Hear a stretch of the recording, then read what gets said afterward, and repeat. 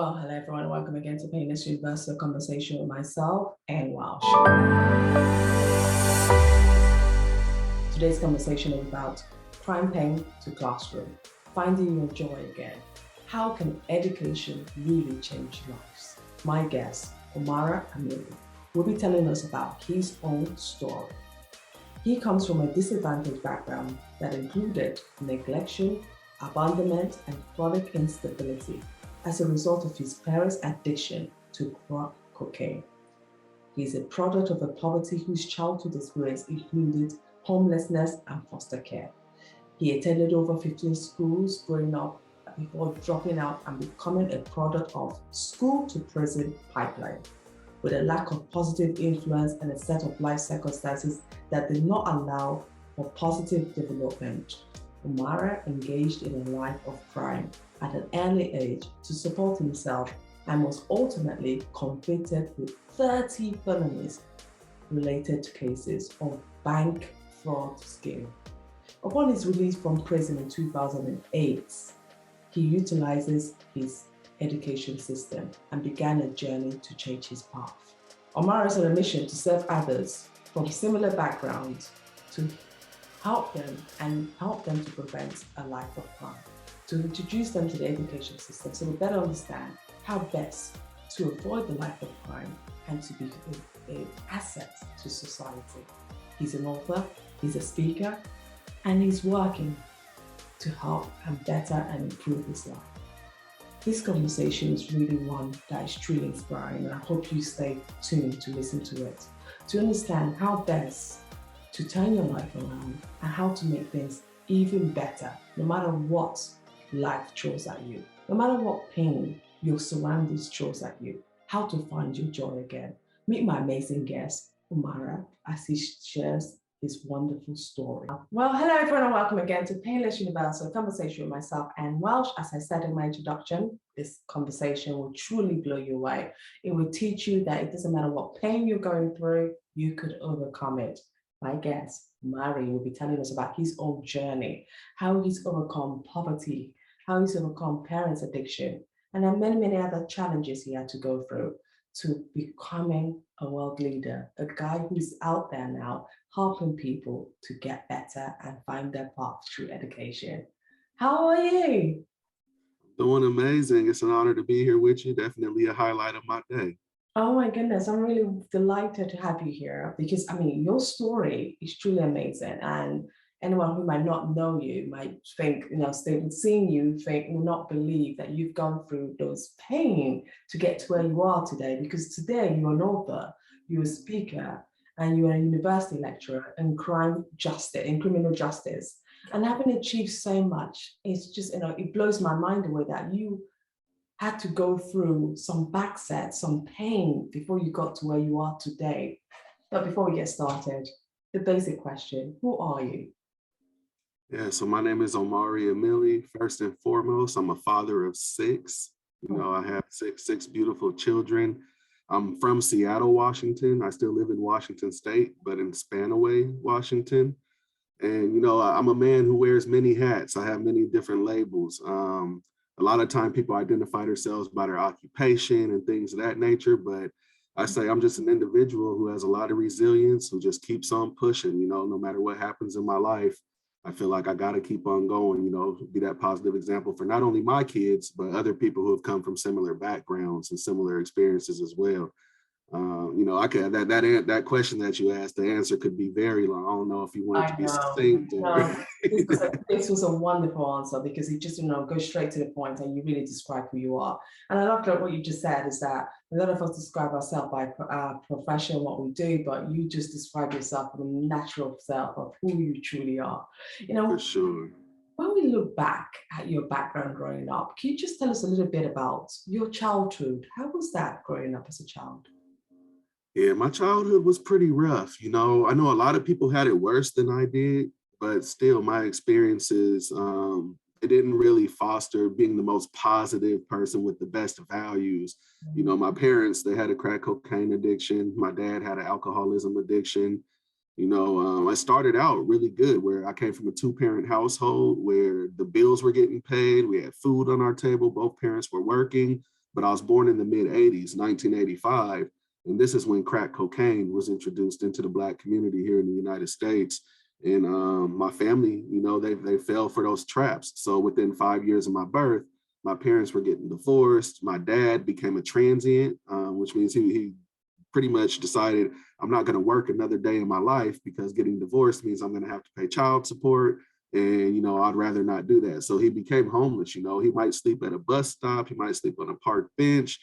But he also never gave up on being in the life of his children either, So like me and my sisters would end up with him. We're on the streets panhandling, pretty much having to do the things that he would do to survive. Like we might have to catch the bus from one end of the route to the other, just an hour and a half, 2-hour bus ride to stay out of the rain. Seattle's a very rainy city, I first started, running the streets and hustling, having to support myself in like 4th or 5th grade. We're talking about like 9 or 10 years old. My parents didn't really have the resources to take care of me, and their addiction kind of distorted their values, made it where their priority was pretty much getting high. It doesn't mean they were bad people. They were great people, but their addiction kind of took over their life. And it made it where I didn't really have anyone stopping me from entering a negative lifestyle. So I started skipping school. I started, conning people out of money, I remember me and my cousins, we used to go around the city of Seattle telling people we were collecting donations for like a nonprofit organization, to support youth and things like that. Although we were making this stuff up, we actually were supporting youth, but it was us. We would just pocket the money and use it to get the things that our parents weren't quite providing. So, that turned into more and more crime and dishonesty as a means to get by. I was first exposed to crime as a way to support yourself from my own parents. One of the things that my mom and my stepdad used to do is they would go into grocery stores and steal batteries and cartons of cigarettes and go sell them to smaller stores. And they would take me with them when they did this. So I'm kind of being exposed to, look, it's okay to steal. It's okay to be dishonest. It's okay to do these things if you have a need that you want met. For them, it was their addiction. For me, it was, I wanted video games. I wanted nice shoes. I wanted clothes, things of that nature, like any normal kid wants, right? But my means to get it was not very positive. And I didn't have many examples in my life of like positive men who were working and like taking care of the family. It was always the women who were like the head of the household, who were the ones who did handle business, right? The men around me, if I did see them in a positive light, they were more likely a drug dealer, a gang member, or, somebody who lived a very negative lifestyle. That's what I looked up to when I was younger. That's what I wanted to be like, people who lived a very negative lifestyle. At school, things were real bad for me. I was always getting kicked out of class, always getting suspended. I was expelled from Seattle public schools in the 6th grade, meaning I was kicked out of the entire district. And what do I do when I'm kicked out of school? If I'm suspended, I'm just in the streets going deeper and deeper into this criminal lifestyle, And eventually, as I got older, like I said, it started like the criminal lifestyle for me at like 9 or 10. Eventually, I got older, like 16, 17. I started hearing about stuff that was more felony level, things that could send people to prison, like committing bank fraud. And I saw people who grew up like me, dirt poor, starting to drive Mercedes Benzes and things like that. And I wanted them too.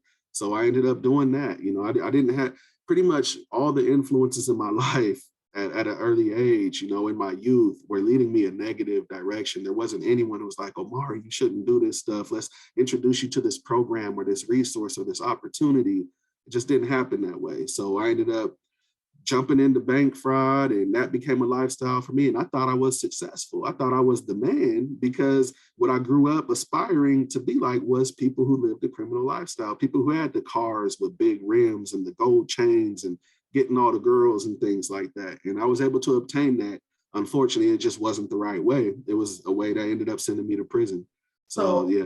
So from this lifestyle, because obviously when I listen to your conversation, I see there was a gap, there was a missing gap from the parents not being there, for your parents having other means, other things that were engaging them. This was their addiction. And that led you on that path. Okay, if my family is doing it, my mom is doing it, my dad is doing it, why can't I? So that led you on this path of that criminality, thinking that it was okay.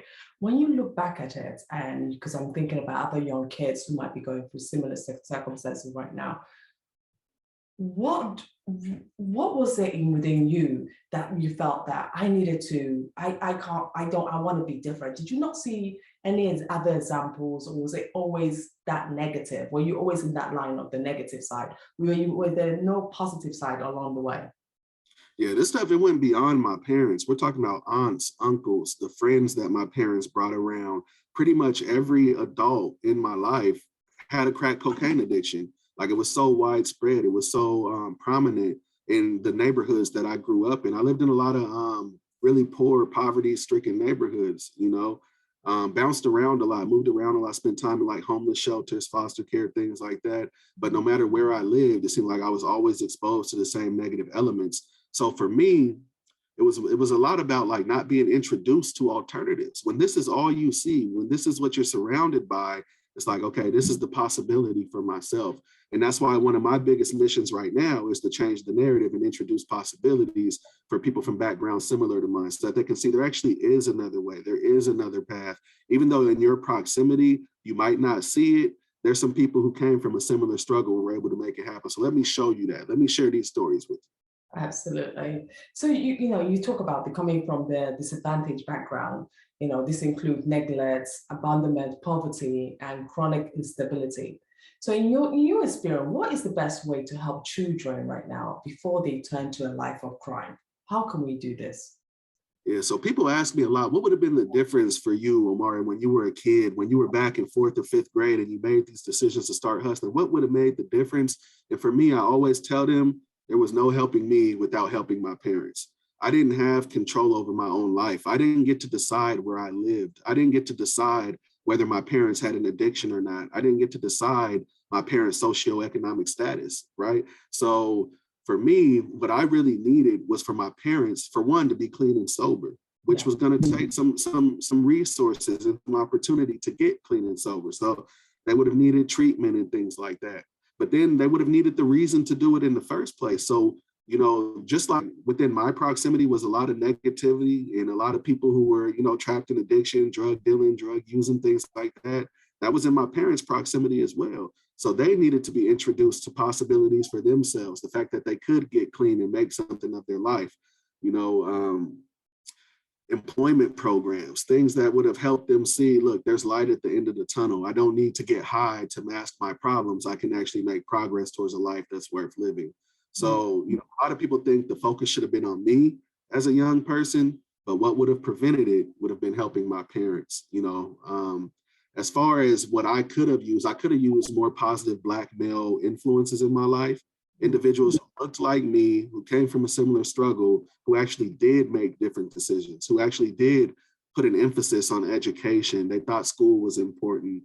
They thought work ethic was important. I just wasn't surrounded by that. Everybody, when it came to getting money, the people that I was surrounded by, it was always about what lick can we go hit next? What type of drugs can we sell? What type of come up can we make? It was never about hard work. It was never about employment, entrepreneurship, things like that. So I really needed positive influences and people who really cared about me.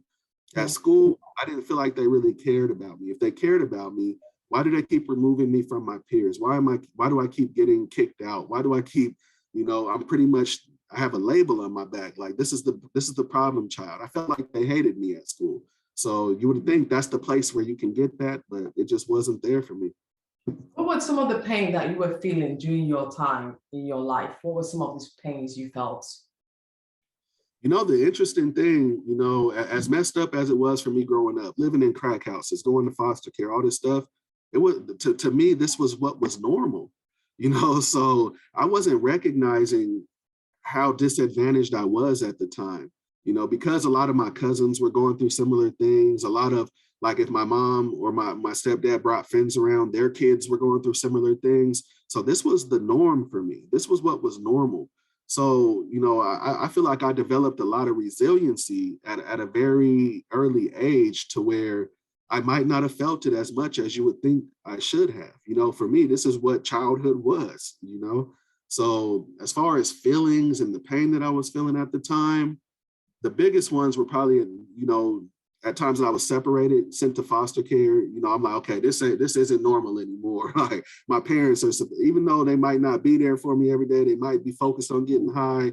I'm supposed to be in the house with my parents, not these strangers. And then they also split up me and my sisters as well. So it's like, okay, my sisters aren't under the same roof with me anymore. This is a traumatic experience. I'm ready for this to end. So the foster care, and really the experiences at school, that really had a lot of negative feelings that came along with it, because I'm starting to internalize that. I'm starting to feel inadequate.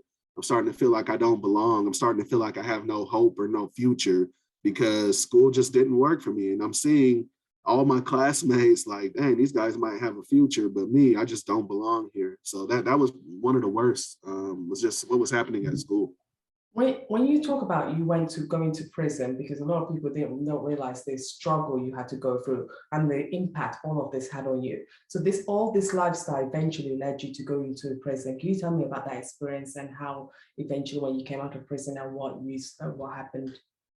For sure. So what sent me to prison was bank fraud. I mentioned, around 16, 17 years old, I started hearing about people doing stuff with bad checks and we called it a bank lick. That's what we called it.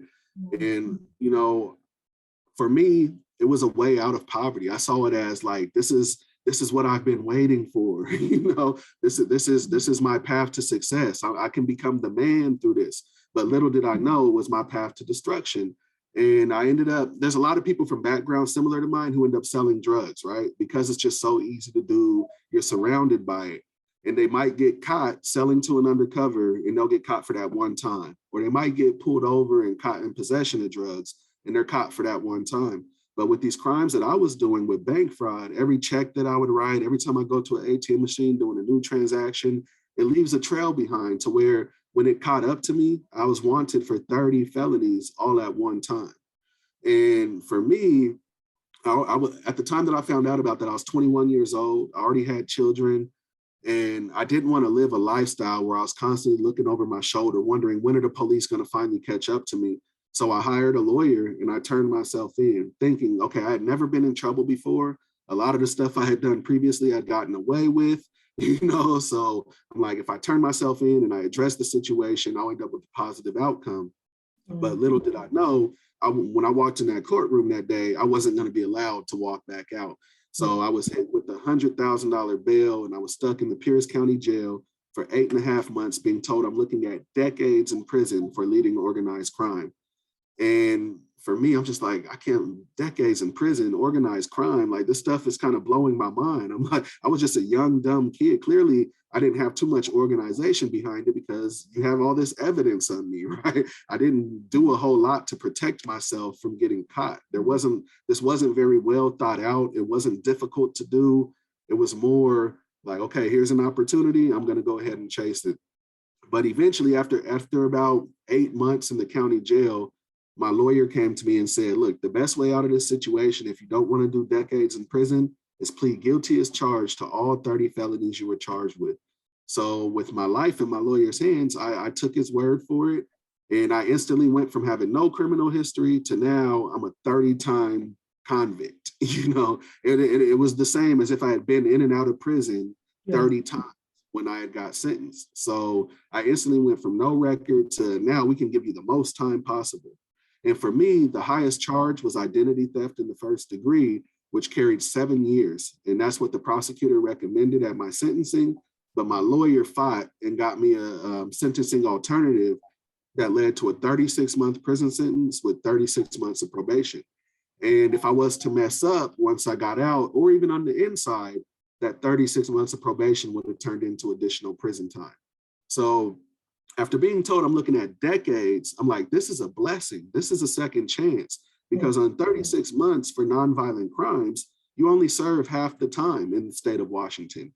That meant that I was going to do less than 2 years total after being told I was looking at decades. So by the time I got to prison from the county jail, it was almost a relief. It's like, okay, I actually have a release date now. I know when I'm going home. When I was in the county jail, I had no clue when I would go home. I didn't know if it would be the next decade. I didn't know if it would be ever, if I would die in there. This was my first time ever in jail. So when I got to prison, I had to participate in a behavior modification / treatment program. And before you know it, my release date had come. And I released in June of 2008 at 23 years old. And at the time, I was like, look, I still have this 3 years of probation that could turn to prison time hanging over my head. I basically had abandoned and neglected my kids by becoming incarcerated. I was like, look, this is the end of the criminal lifestyle for me. And like, I don't credit prison for my turnaround. But the threat of prison hanging over my head had a lot to do with the decisions that I made once I got out. So that my overall experience of prison, the county jail, absolutely horrible. Like I would say I was probably depressed in there the whole time. And then I get to the receiving unit at the Washington State Prison, and it's horrible. You might see people who are going to serve 30 days with the cellmate that's on their way to do 40 years, So they put everybody together. It doesn't matter what your crime was. It doesn't matter how much time you were going to serve. And it wasn't the safest environment, and, but for me, I'm a survivor, so no matter what environment you put me in, I feel like I can adapt and make the most of it. I made it through it, did my time. And when I got out, I was ready to hit the ground running and do something more positive. You have to tell us a little bit about being in prison in terms of the pain you suffered in being there. Because the reason I want to ask this question is that a lot of youth might hear this and say, "Oh, I'll just go to prison, and it's fine. I could, not the way you said it, but the way it looks for a lot of youths today. They look at prison and just think, oh, it's lovely." Could you tell us all the pain you felt being there? Why you really want to encourage other kids not to go that path? Why it's not a good path to go? Sure. You completely lose control of your life. You have people telling you when to wake up, what you can do, what you can't do. The worst part, especially as a parent, being separated from your children. At the county jail, I was only able to see my kids through glass. Once I got to the actual prison, I was able to give them a hug again. But how often would that happen? In the year that I was there, it happened maybe a couple of times. So just being removed from your family, no longer having control of your life. If you just want to go outside and take a walk, you might not be able to do that. You just want to eat some of your favorite food. You're not going to get the opportunity to do that. And at the same time, in certain environments, there's different experiences of prison, right? So you have people who may have committed serious violent crimes and they end up in the maximum security where they're fighting for their life every day. Then you have other individuals who might end up in like a medium security facility where you deal with a lot of different politics and things like that. But I was fortunate to end up in a minimum security camp due to the nonviolent nature of my crimes. This meant that I didn't have to worry a whole lot about violence, but I was still very far away from my loved ones. I was basically stagnant, not making any progress in life. So I wasn't able to be building towards anything. A lot of people go to prison and their life is just put on pause from the moment they walk in there. So if you're incarcerated at 16 years old and you're on your way to do a 10-year bid, by the time you get out, your development is still going to almost be that of a 16-year-old. So prison is definitely not the place to be.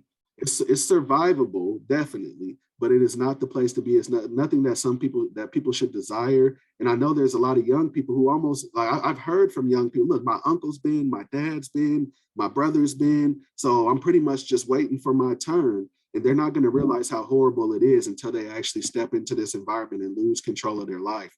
There's a lot of racial segregation, a lot of different politics that you have to deal with in prison. I remember for the first time when I got to my institution, I had sat down at a table and they're like, look, you can't sit there, man. You pretty much got to eat with your own race. If you're from a certain gang, you got to eat with your gang. If you're from, it's different. Once again, my experience is not the same as everyone's experience. It's different depending on where you are, but it's pretty much always going to be negative. I've had some people tell me, oh, prison saved my life. And I challenge that almost every time, like, okay, what was it about prison that allowed you to make a positive change? And they'll identify things like being removed from my negative environment or being removed from negative social circles, having a chance to be clean and sober, a chance to really think and plan. I'm like, well, that didn't have to happen in prison. There's other ways that could have happened. So yeah, prison is definitely not the place to be. And for young people, especially, I honestly feel like there should not be a such thing as prison for young people. I spend time in these places and I see kids who come from trauma. They come from a lot of pain. A lot of them never had a mother or a father in their life. A lot of them have been bouncing around the foster care system. There's this thing called the foster to prison pipeline, where look, There's these kids who they end up incarcerated just because they don't have family support. You know, they may have committed a crime, but sometimes the crime might not even be one that should send anyone to prison. Like I have an example of a young person who shoplifted and like bumped a worker at a store. And because this young person was in foster care and didn't have anyone to release to, they're like, oh, we'll just go ahead and send them to the prison because this is a place for them to be. And it's very tragic. It's a horrible experience for all youth. And once in those youth prisons, it's like gladiator school. You're going to be fighting for your life in there a lot of the time. Oh, that's really amazing. I'm glad you summarized it that way, because a lot of kids these days really think, oh, this is the best place to go. I could get away from things, but not necessarily. You should find a different path that would take you away from the prison route. You went in, and one of the things you sparked is this movement away from crime to education. What led you on this path to spark and talk about this education? Yeah, so when I got out, I'm thinking about ways to not return to prison, ways to build a life that has meaning. And I didn't have any work experience. So like I'm looking for jobs, right? What people do when they're making money legally is they go to work. And my job prospects were absolutely horrible. I couldn't find any type of work that I would have been comfortable with. So after getting denied a bunch of times, I finally found a job at the Old Country Buffet, which is a place that I'm like, look, I don't have a long-term future here. There's no way that this can be the alternative to crime. If this is the alternative to crime, it's only a matter of time before I'm going back to that negative lifestyle. So I'm like, how do I get to a place where I actually can be employable? How do I get to a place where I can find a career or something that, a life that has purpose? And that's when I landed on education. I was like, maybe I'll have to go to college and earn an education in order to live this life of meaning that I want for myself. And I was able to do that because I had a GED. I didn't graduate from high school. I dropped out, but I was fortunate enough to earn my GED. And I got lucky to get that with the major gaps in my education. When I first started in college, I'm learning math that middle school kids do, like the order of operations. Do you do the addition, subtraction? What comes first? I pretty much had to start from the bottom, but that GED opened the door for me to go to college. And my life was completely transformed, not after I completed college, but just upon enrollment. Right when I started going to classes, it gave me a positive lifestyle, something that I could be proud of, something that my family could be proud of. I remember my mom, she started bragging about me just because I was a college student on a path to doing something positive. I hadn't made it yet, but she's like, super happy for me. And a lot of people in my family, they're like, dang, Omari, we know how it was for you growing up. We know you never even went to school. You were always skipping school, getting expelled, suspended. So when they saw that I was able to pursue an education, they're like, okay, maybe this is possible for me too. And I noticed, look, if I can have this influence on people close to me, maybe I can have this influence, widespread. And I didn't really start sharing my experiences until years later. So I started in 2008, and it was a long path. I had earned my associate's degree after 2011, earned my bachelor's degrees after 2014, and my master's in 2016. It wasn't until 2016 when I had opened up about my experiences and the fact that I had been formerly incarcerated and used education as a way to turn my life around. But once I started doing that, opportunities started coming my way. I felt like I was embraced. Rather, like at first, I was kind of scared for people to find out I had been to prison. Like maybe they'll put me in a box and say, look, stay away from this guy. This guy doesn't, look, he's a convict, he's a felon. Like start putting all these negative labels on me. But instead, it was the opposite. They started looking at all the things I had overcome, and they started looking at all the barriers that I had in my way and the fact that I was still able to succeed. And they're like, okay, this guy has a lot of value. And doors started opening. Oh, so when you look at it, are they, and now you're fully fledged, your education, you've learned, went to university. Are there way people could become more successful, confident with the influence of education? So now you've looked at it, can we become more successful? Can you become better? If someone's on the street thinking, oh, I shouldn't go to school, what's the point? It will make a difference. Can it really help a person to become successful if they have that good education guidance? Definitely. It can help them become successful but I feel like each individual has to identify for themselves what success is. Some people tie success to money. Some people tie success to like titles. Some people tie success to things outside of them. But for me, success meant, look, I'm an everyday presence in my kid's life. I'm being a positive influence where if they're watching me, if they see the moves that I'm making, I would be comfortable with them doing the same thing, you know. And for me, that success came very early on once I enrolled in college. But, you know, as far as financially, once I earned my master's degree, I was hired almost immediately as a faculty member at a college. And I was a case manager at the same college. And I was able to make a living wage, you know, more money than my mom, my dad, or anyone around me had made before. So I was like, dang, not only, you know, this isn't only going to come with those intrinsic type rewards, but there is financial rewards attached to it as well. So my background became more of an asset than a barrier with the path that I took, because I was working with individuals who were on probation, releasing from prison, helping them overcome their barriers and find employment and things like that. And even though this is the field that I went to work in, I started hearing stories of individuals who have released from prison and become attorneys, individuals who have released from prison and become college professors, scientists, individuals who become advocates and activists. And I began to learn very quickly that despite what you might have on a criminal background check, education is without a doubt a way to find success after prison, you know, and the only limits are the ones that we set for ourselves. You might come in thinking, I can't do this, I can't do that. And the minute that that's your mindset, you have placed those limits on yourself. Nobody actually told you no. Nobody shut the door on you, but you've limited your own options. So if you come in and you're thinking more, look, this is what I can accomplish, this is what I can do, you know, then I feel like you're going to make things happen.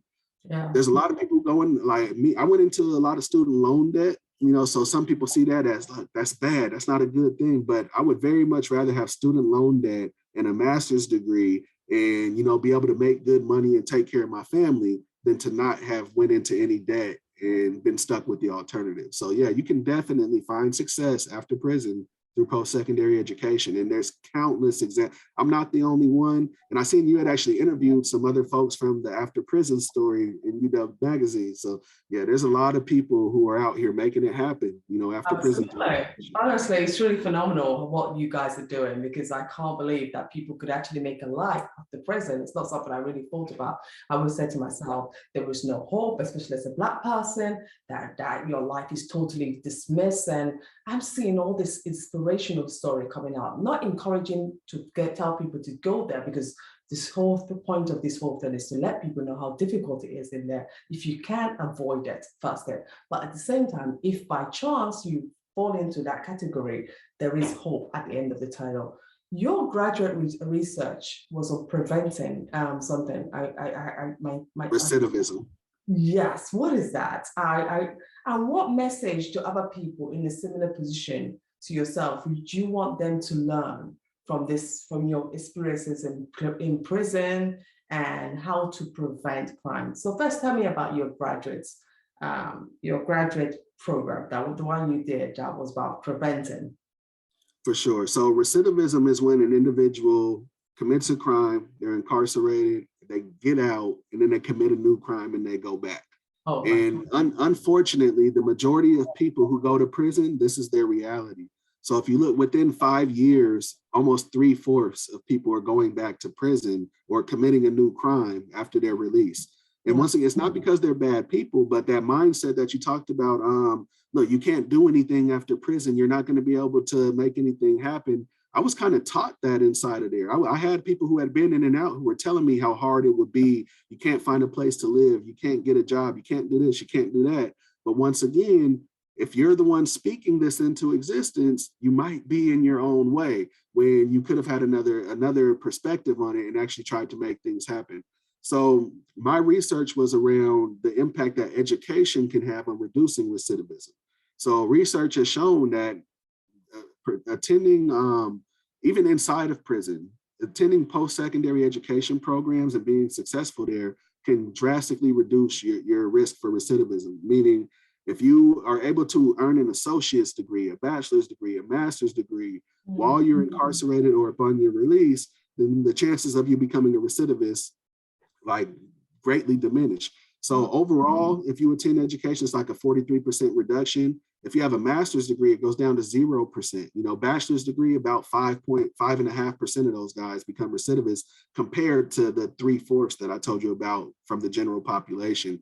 So what I did for my master's project was I created a prison to college workshop, which I'm actually in negotiations right now with our juvenile prisons here in the state of Washington to offer it there.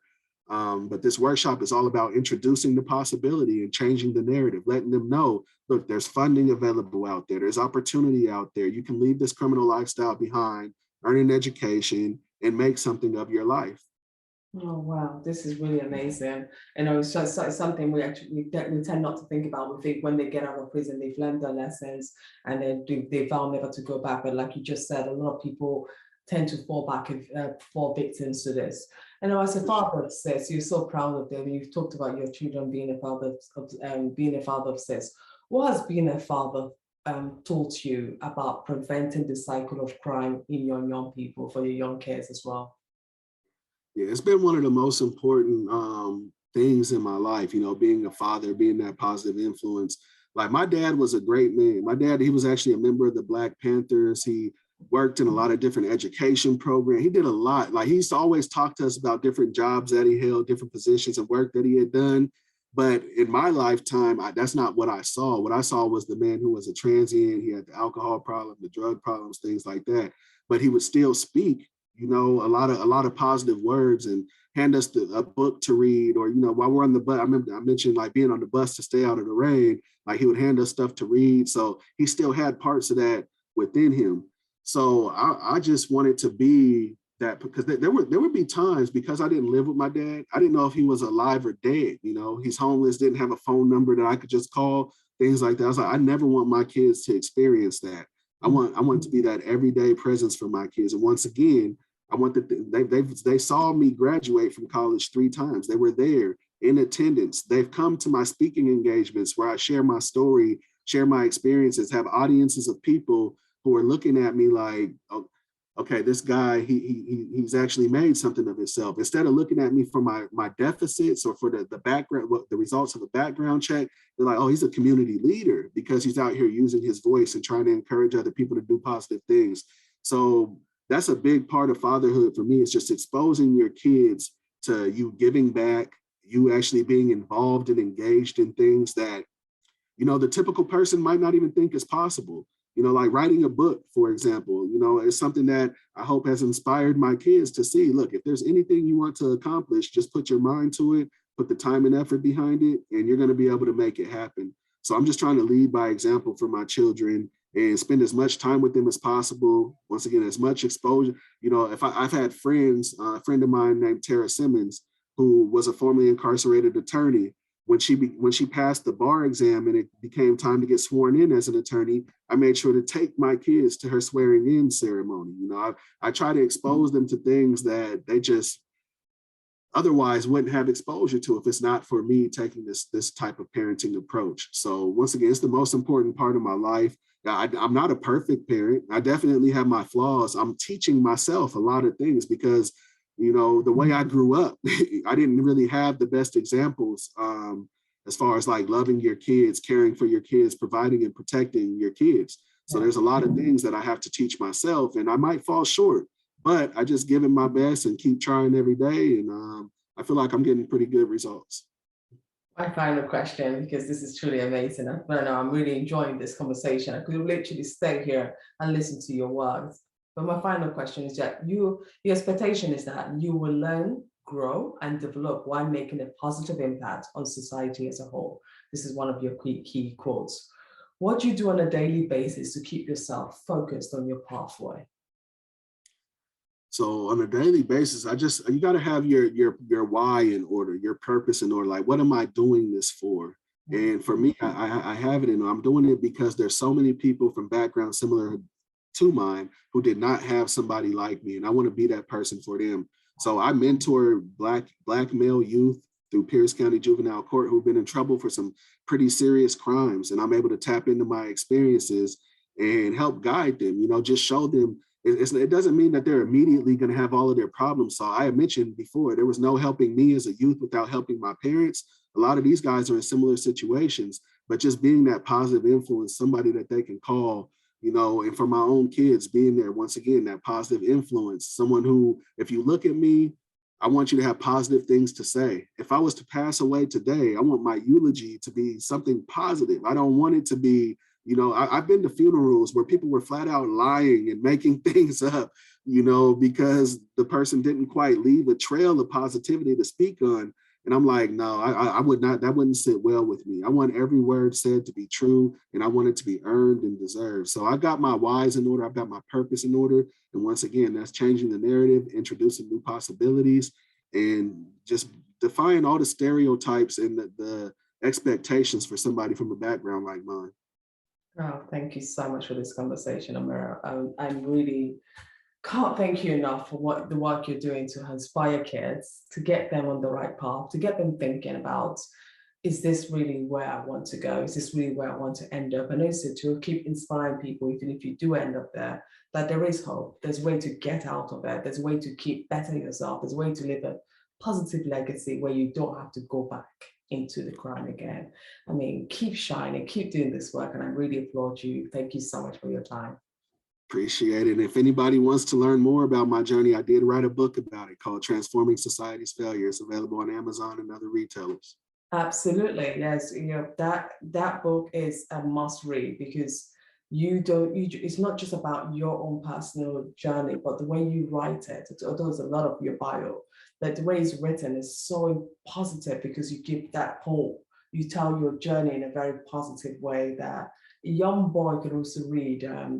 Feel inspired. I read the book, and I'm so glad you talked about it, because it's such a crucial subject, and I really encourage everybody else to go get a copy of your book. Thank you for this. Thank you for having me. You're welcome. Thank you.